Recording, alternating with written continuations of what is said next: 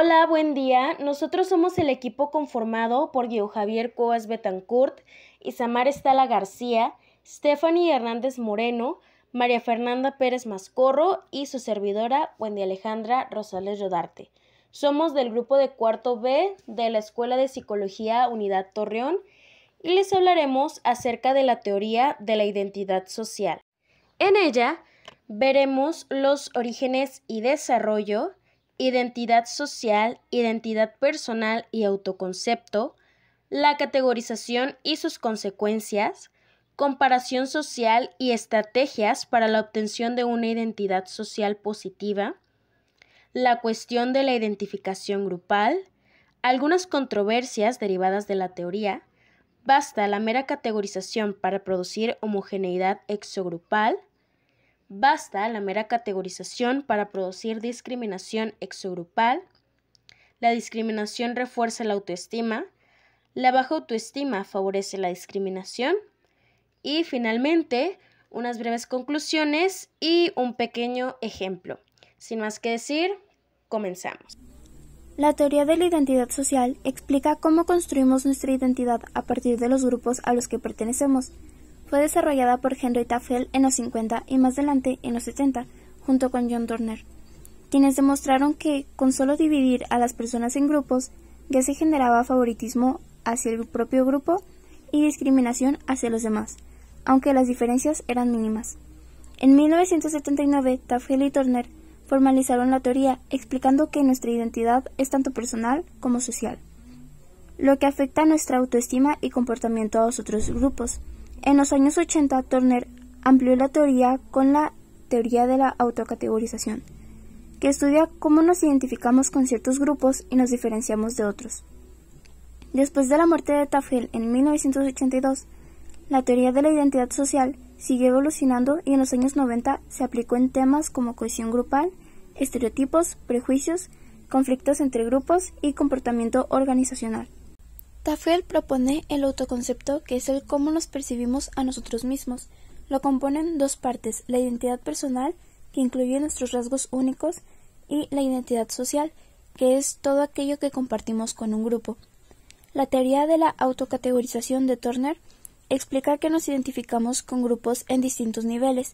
A veces nos despersonalizamos y nos vemos más como parte del grupo, y otras veces resaltamos nuestras características individuales, que sería la personalización. Modelos recientes muestran que la identidad no es fija. Turner dice que podemos sentirnos individuales y grupales a la vez. Honorato y Turner agregan que la identidad personal y social pueden influirse mutuamente. Deschamps y DeVos proponen que la identidad cambia según cuán similares o diferentes nos sentimos al grupo. Por otro lado, Cordana y Baldi distinguen 4 dimensiones de la identidad, que serían los rasgos personales, identidad dentro del grupo, pertenencia y cómo nos ven desde fuera. Finalmente, Dude señala que el significado de las categorías sociales afecta a nuestro comportamiento. La autocategorización y sus consecuencias, factores que influyen dentro de la autocategorización. Tenemos a Turner, que decía que la relevancia de una categoría depende de su accesibilidad y su ajuste. La teoría de la distintividad óptima de Bregwer decía que buscamos un balance entre diferenciarnos y parecernos a los demás. El modelo de reducción de incertidumbre de Hogg decía que la autocategorización ayuda a reducir la incertidumbre sobre cómo comportarnos en un grupo. En los efectos de la autocategorización tenemos prototipos grupales, que son representaciones subjetivas de los atributos del grupo, despersonalización, en donde los individuos actúan según el prototipo del grupo. En cuanto a atracción social versus atracción interpersonal, tenemos que la atracción social está basada en la identificación con el grupo, y la interpersonal está basada en las relaciones personales y similitudes individuales. En los impactos de los estereotipos y prejuicio, tenemos que los estereotipos son dinámicos y dependen del contexto. La TAG ha influido en estrategias para reducir los prejuicios. Comparación social y estrategias para la obtención de una identidad social positiva.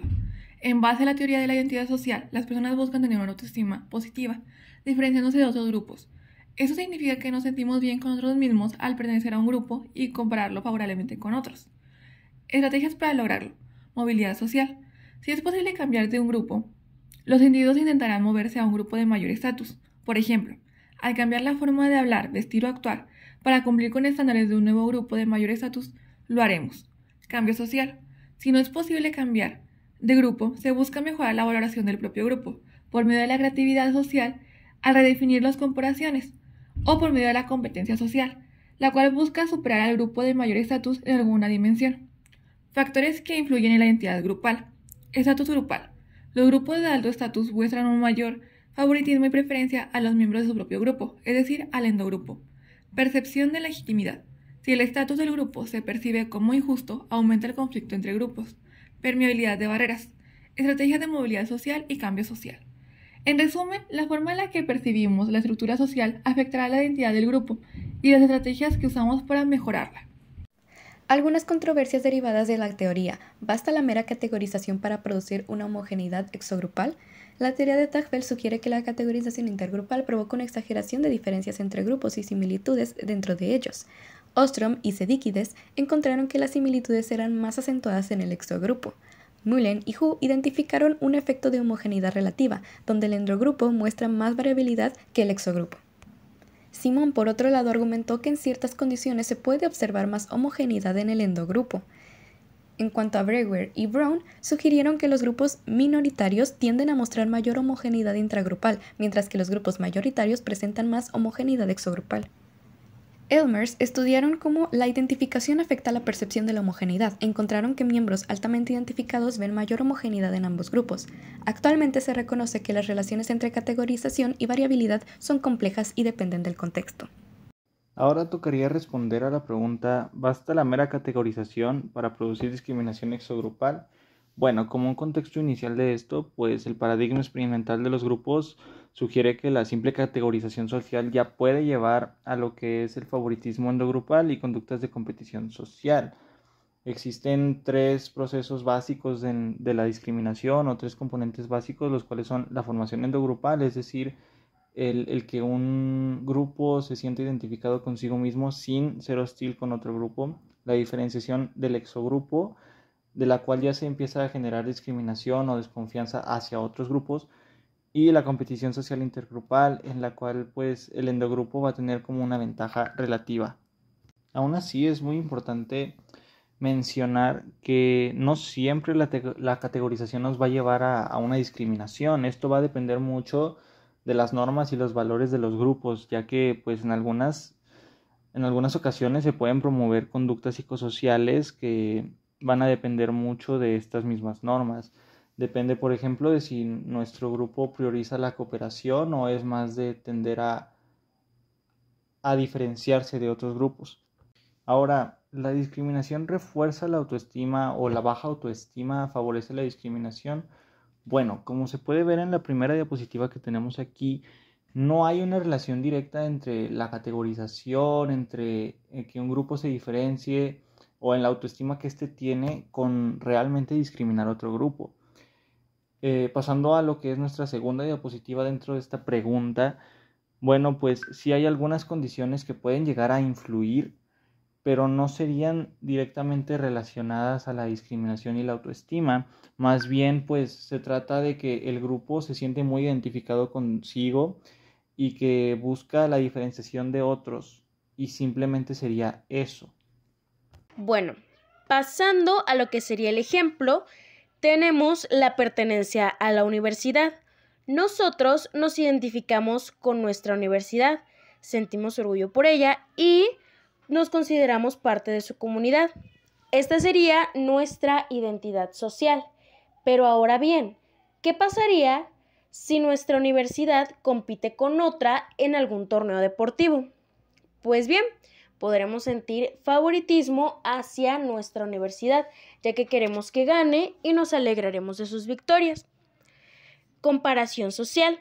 Compararemos nuestra universidad con la otra y buscaremos destacar nuestras fortalezas y minimizar las de la competencia. Y por último, prejuicio hacia la universidad rival. Podremos sentir desagrado por la universidad rival, incluso si no conocemos a sus estudiantes, ya que la consideraremos inferior o enemiga. Y bueno, ya para terminar, llegamos a la conclusión de que la teoría de la identidad social y la teoría de la activación categorial son esenciales en la psicología social, ya que, aunque interpretaciones simplistas han generado controversias sobre la relación entre categorización social y discriminación, la investigación ha mostrado limitaciones como la búsqueda de leyes generales y enfoques reduccionistas, resultando en literatura dispersa. Para avanzar, es crucial transformar los métodos actuales, reconociendo la construcción dinámica de la realidad social y utilizando herramientas de análisis que reflejen la complejidad de los fenómenos grupales. Y bueno, pues con esto damos por finalizada nuestra presentación. Agradecemos mucho su interés y esperamos que haya sido una experiencia enriquecedora y, por supuesto, de su agrado.